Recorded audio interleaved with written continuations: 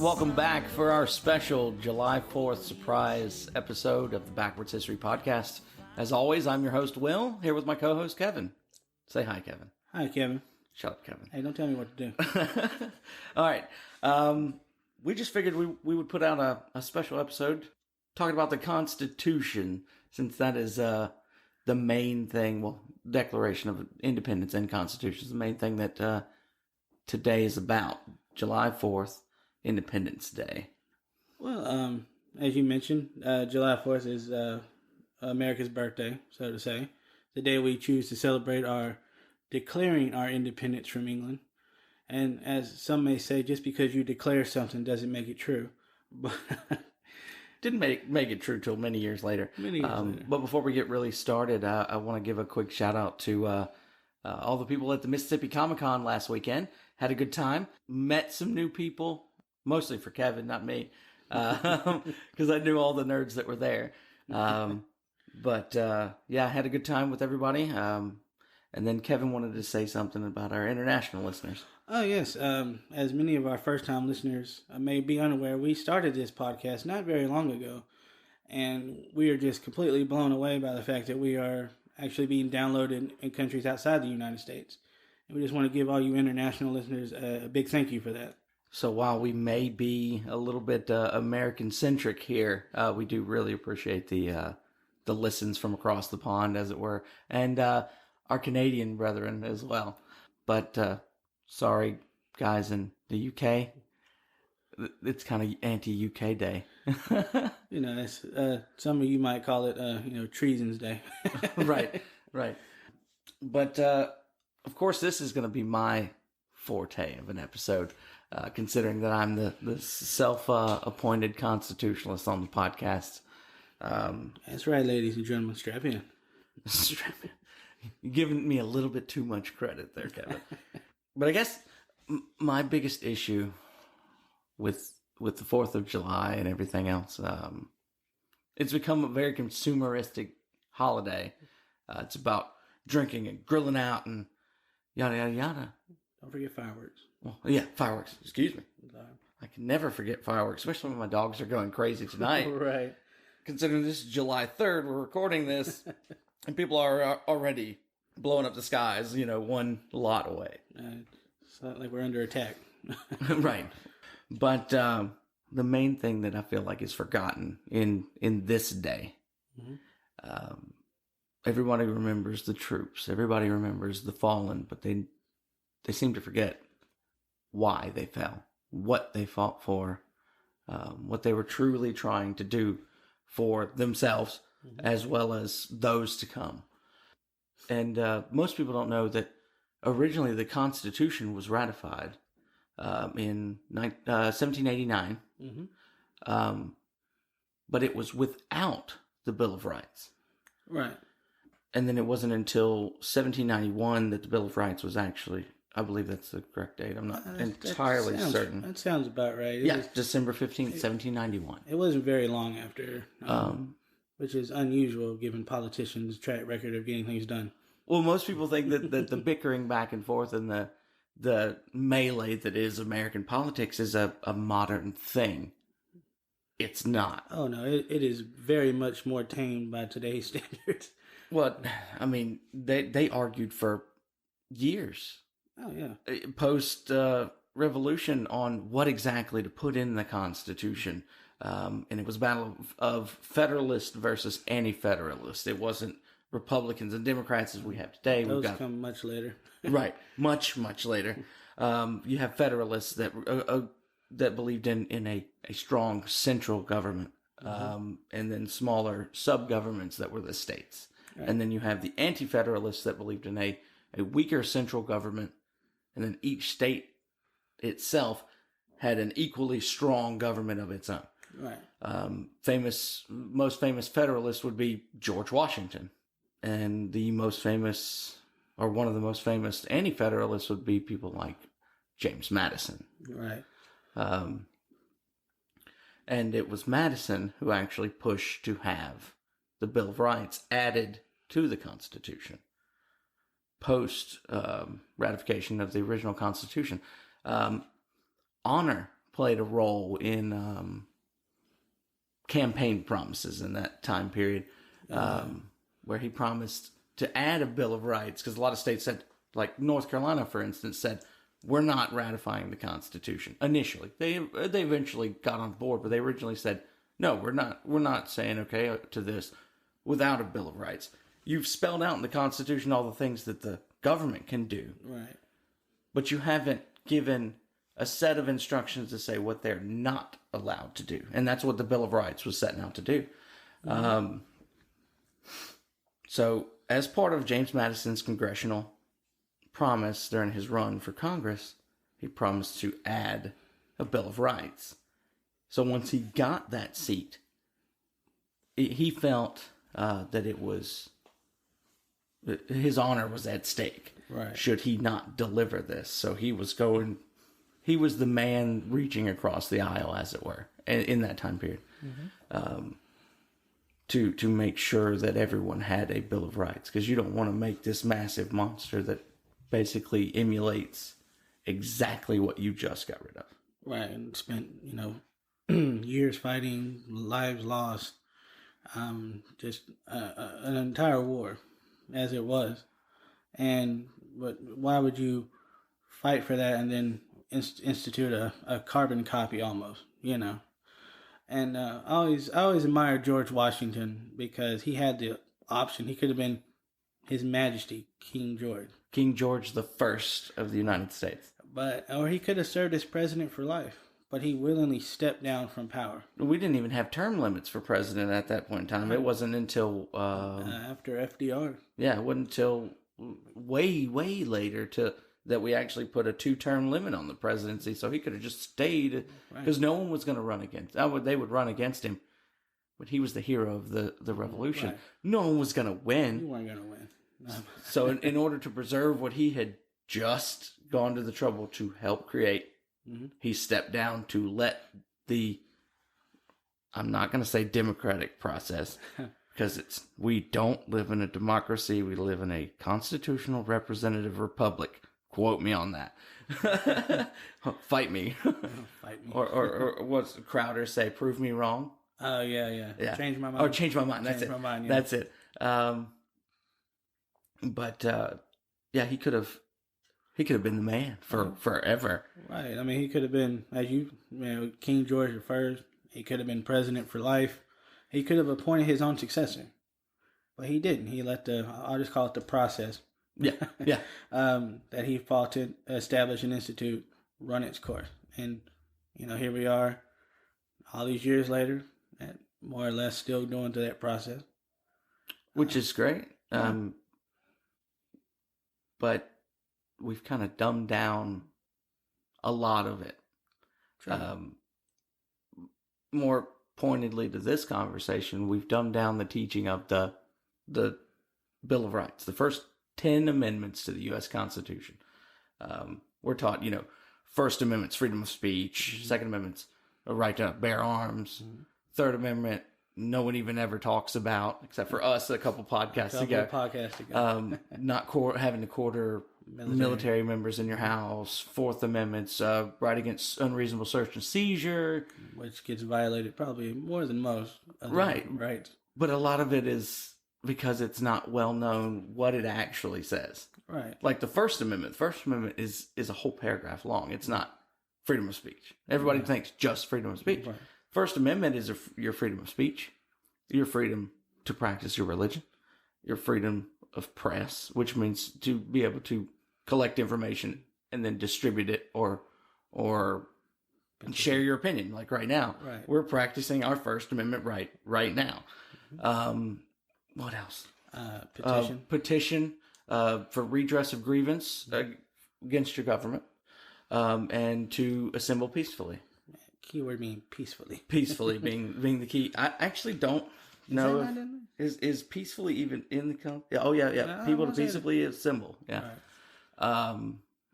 And then like the Second Amendment, it's a well-regulated militia being necessary to the security of a free state. The right of the people to keep and bear arms shall not be infringed. Right. Now, I've already given my opinion on that in previous podcasts. If you want to hear that one, go back to our Revolutionary War episode 3. Yeah.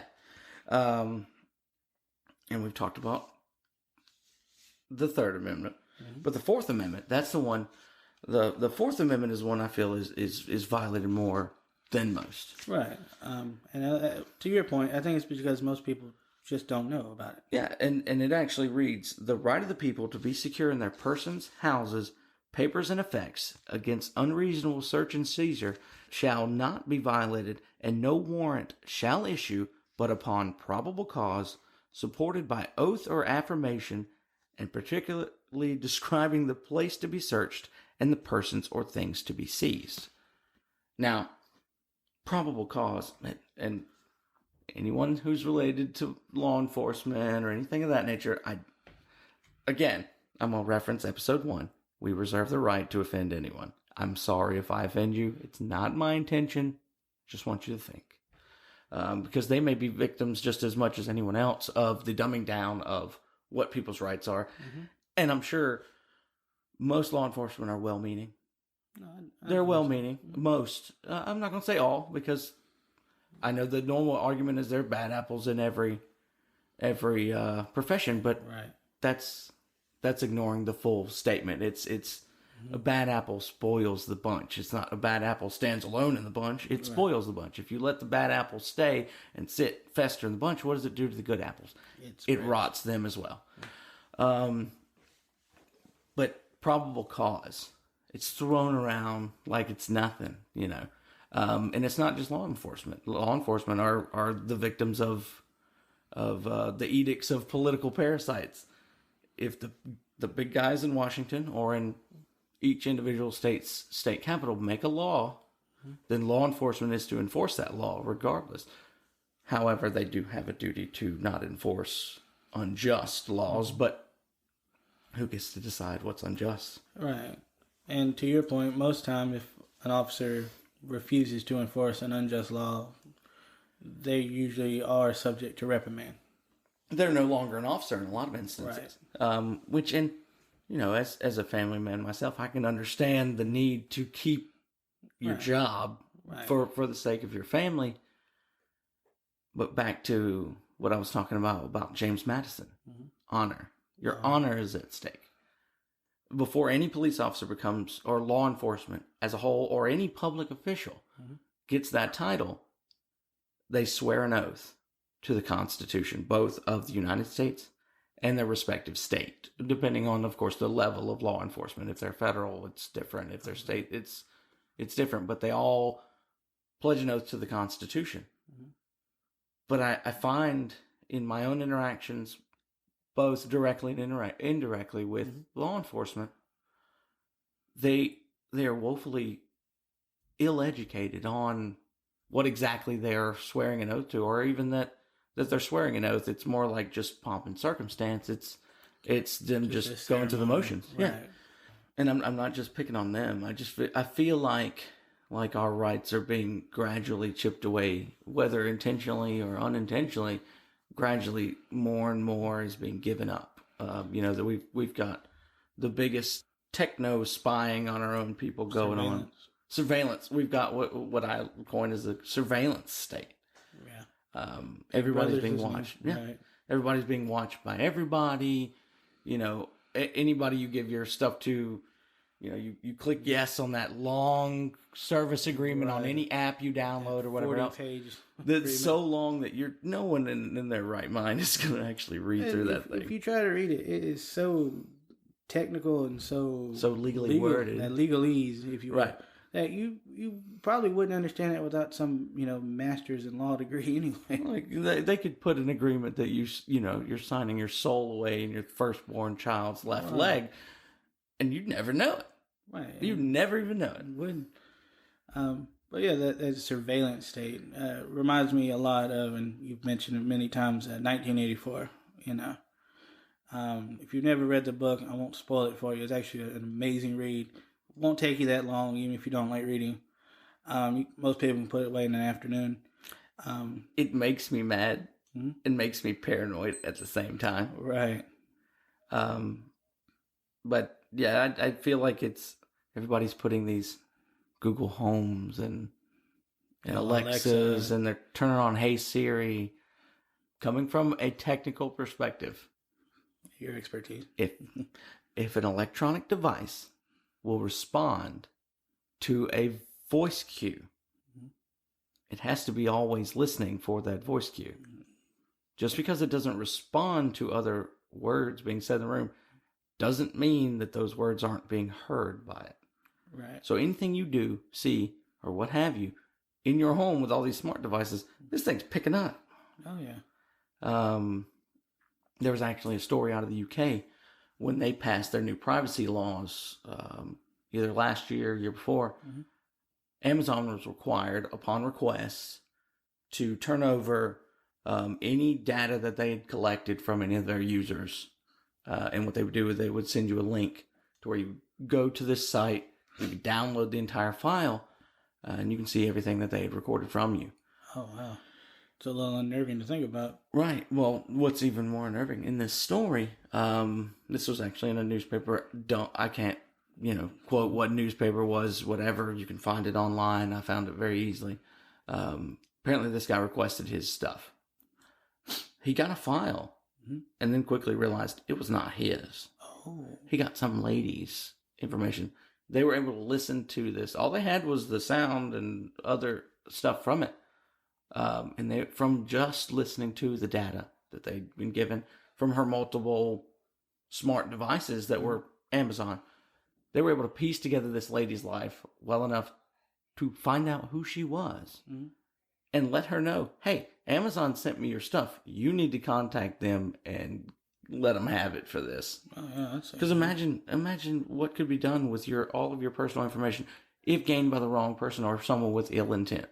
True. I mean, it's almost limitless what they could do with something like that. Yeah, as a techie, I love technology. I love seeing the new things that could be done with them. Right. But you know me. No, I do. I have no smart devices in my home. I do not use Hey Siri.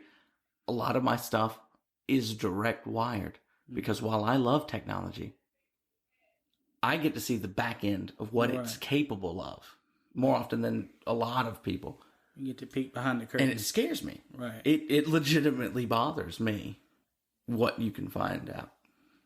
What people can take from you. And we are in the information age. If you remember back on, Captain America, Winter Soldier, the one of the bad guys quotes is, "The 21st century is a digital book, and so and so just taught us how to read it." Well, I mean, the currency of the time, the commodity of this age, whereas Civil War, the commodity was slaves. Other times it was land. Other times it was gold, silver, cash, what have you. The commodity of today is your data. Information. Your information. Facebook sells it. All the time. Twitter, all of them sell it.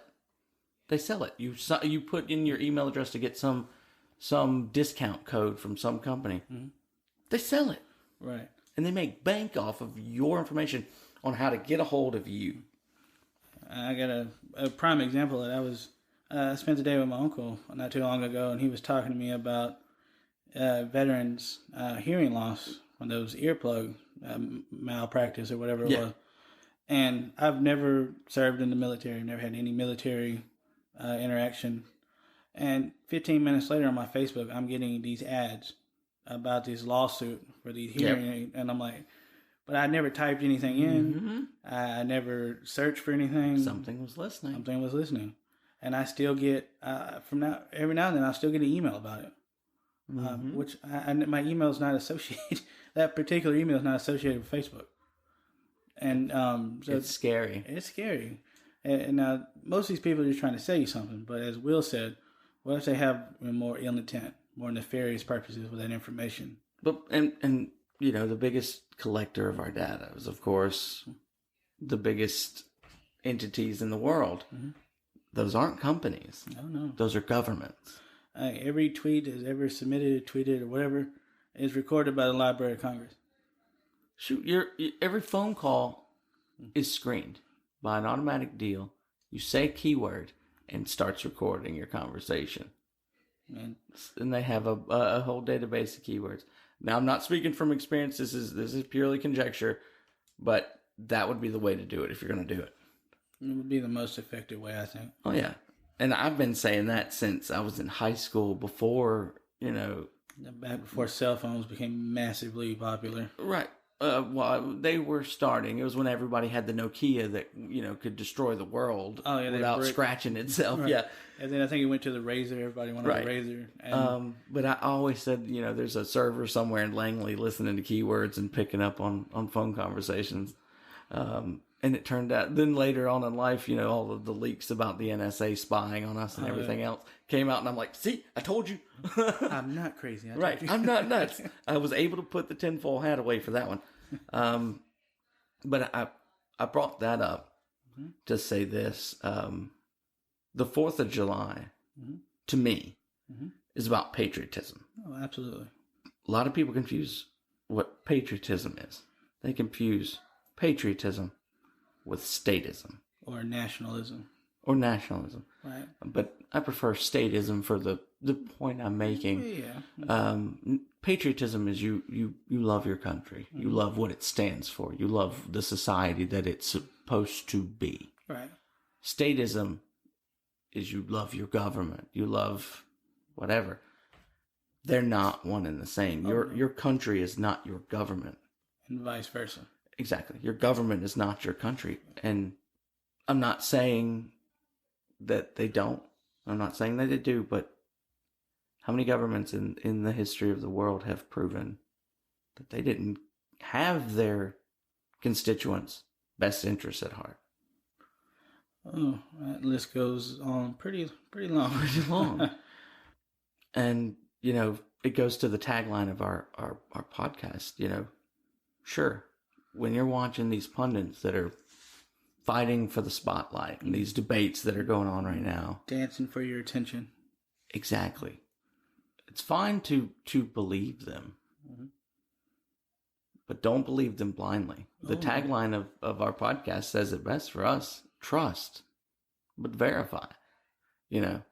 It's funny to watch them fall all over themselves to tell anyone, what they want to hear in order to get their votes. And then they're just going to do whatever their lobbyists want them to do once they're in office. Special interest groups. Right. Who's got the biggest checkbook. Right. So. But that is the nature of the beast, unfortunately. Money talks.